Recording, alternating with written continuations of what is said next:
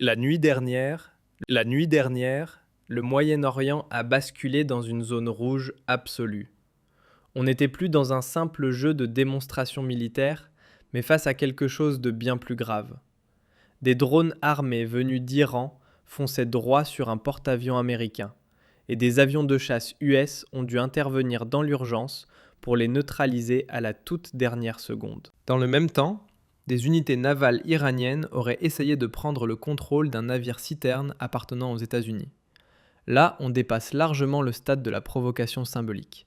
On parle d'une répétition générale pour un conflit réel. Et comme toujours dans ce genre de scénario, la Russie et la Chine ne sont jamais très loin. Dans quelques instants, je vais vous expliquer pourquoi cette nuit pourrait bien être considérée comme l'un des épisodes les plus périlleux que la région ait connu depuis longtemps. Honnêtement, dites-moi ce que vous en pensez, mais personnellement, ce qui se déroule sous nos yeux me glace davantage le sang que n'importe quel film d'épouvante. Ce qui rend la situation encore plus troublante, c'est que pas plus tard qu'hier matin, je vous indiquais que Washington avait éloigné son porte-avions, laissant croire à une accalmie. Et en l'espace de quelques heures seulement, tout a de nouveau explosé. La chaîne NTV a révélé une information troublante. Un appareil sans pilote iranien aurait été descendu par un chasseur américain à proximité immédiate d'un porte-avions. D'après des sources du Pentagone, l'incident s'est produit au-dessus de la mer d'Arabie. Un F-35 américain aurait neutralisé le drone après que celui-ci se soit dangereusement rapproché du porte-avions USS Abraham Lincoln, selon des responsables militaires à Washington. Les autorités américaines affirment que l'action a été menée pour assurer la sécurité du bâtiment et de son équipage dans un cadre strict de défense. Tim Hawkins, porte-parole du commandement américain au Moyen-Orient, a ajouté que malgré plusieurs tentatives destinées à apaiser la situation, l'engin iranien a poursuivi sa trajectoire vers le navire. Il s'agirait d'un Shahed 139, un modèle présenté par l'Iran comme capable d'assurer à la fois des missions d'observation et d'attaque, avec une endurance pouvant atteindre une journée entière. Et en découvrant ces éléments, une interrogation m'a frappé. Si ce porte-avions américain est réellement en phase de repli, et qu'il aurait déjà quitté la zone du golfe d'Oman, pour quelle raison l'Iran prendrait-il le risque d'envoyer un drone dans sa direction? Franchement, quelque chose ne tient pas. Dites-moi ce que vous en pensez. Quel message Téhéran essaie-t-il vraiment de faire passer à travers ce mouvement? Mais attends, ça devient encore plus grave, parce qu'apparemment, l'Iran ne s'est pas contenté d'un seul drone. Il en a immédiatement envoyé un second dans la foulée. Des forces américaines ont annoncé avoir abattu un deuxième drone iranien dans la même zone. On voit donc très clairement que ce n'était ni une erreur, ni un accident. L'Iran envoie volontairement des drones vers le porte-avions afin de remplir deux objectifs.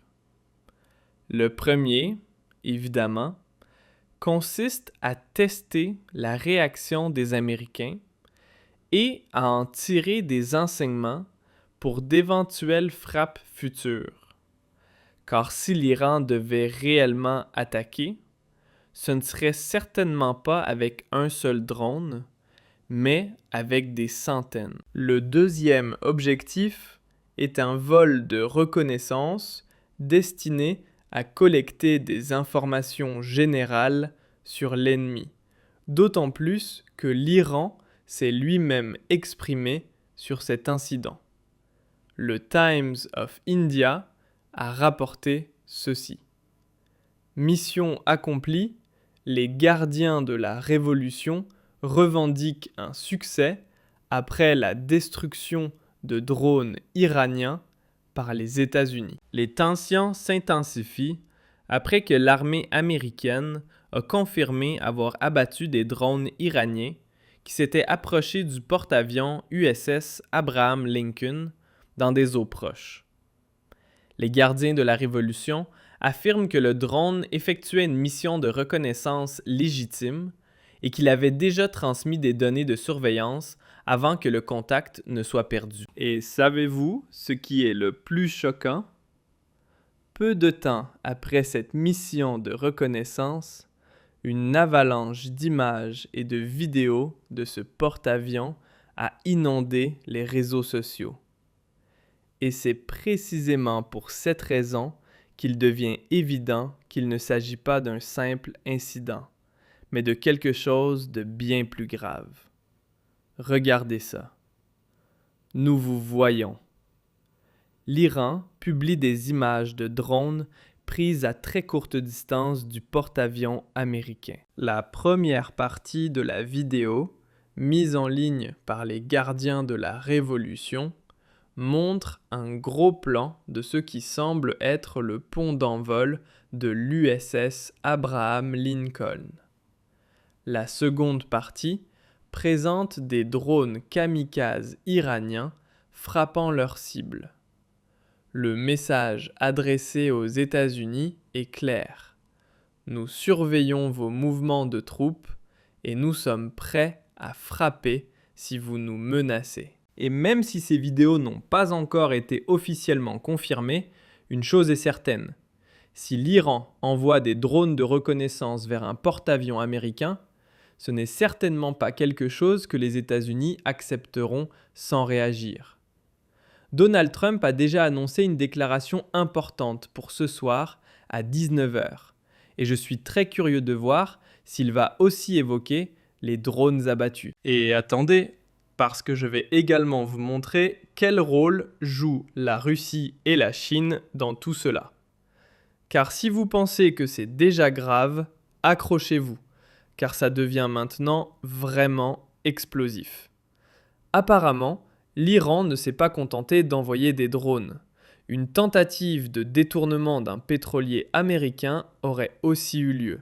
C'est totalement fou. NTV rapporte que, selon une société britannique de sécurité maritime, des navires de la garde révolutionnaire iranienne se seraient approchés d'un tanker battant pavillon américain dans le détroit d'Ormuz. 6 petites unités de guerre se seraient rapprochées du pétrolier Suez Imperative, à environ 16 000 nautiques au nord d'Oman. Les navires iraniens auraient contacté le tanker par radio et ordonné au capitaine de couper les moteurs et de se préparer à être immobilisé et inspecté. Le pétrolier aurait alors augmenté sa vitesse, maintenu son cap et refusé de se diriger vers les eaux iraniennes. Selon la société de sécurité, il est désormais escorté par un navire de guerre américain. Franchement, là je reste sans voix. Ces dernières semaines, on entendait déjà parler de pétroliers arraisonnés et confisqués de manière arbitraire. Mais jusqu'à présent, il s'agissait surtout de navires russes. Mais si même des pétroliers américains sont désormais pris pour cible par des bâtiments iraniens, cela montre 2 choses. Premièrement, que l'Iran est prêt à aller extrêmement loin, au point de vouloir s'attaquer directement aux intérêts américains. Et deuxièmement, que les règles internationales de navigation ne valent pratiquement plus rien. Chaque semaine, des pétroliers sont détournés pour des raisons politiques, et cela en pleine mer, dans des eaux internationales. Ce n'est plus un simple signal d'alarme. C'est la preuve que les règles du jeu ont complètement changé. Le retrait du porte-avions hier n'était visiblement pas une désescalade, mais seulement le calme avant la tempête. Réfléchissez. Les États-Unis ont massé une énorme force militaire au Moyen-Orient. Donald Trump menace presque quotidiennement d'une attaque majeure. La Chine a désormais aussi des navires de guerre dans la région. Et la Russie à déployer des systèmes de défense aérienne modernes ainsi que des avions de combat Su en Iran. Et pendant ce temps, l'Iran teste le porte-avions américain avec des drones armés, tente de détourner des pétroliers américains et publie des vidéos de drones prises à très courte distance. Ce n'est plus un accident, c'est une provocation délibérée.